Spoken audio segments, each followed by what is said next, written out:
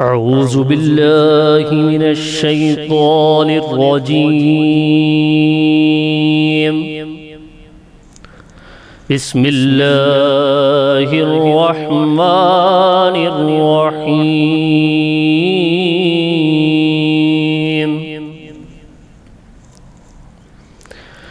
إذا جاء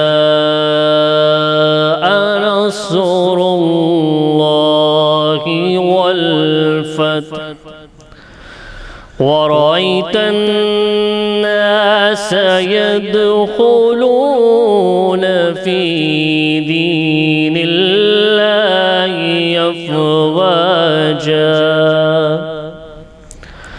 فسبح بحمد ربك واستغفره إنه كان توابا.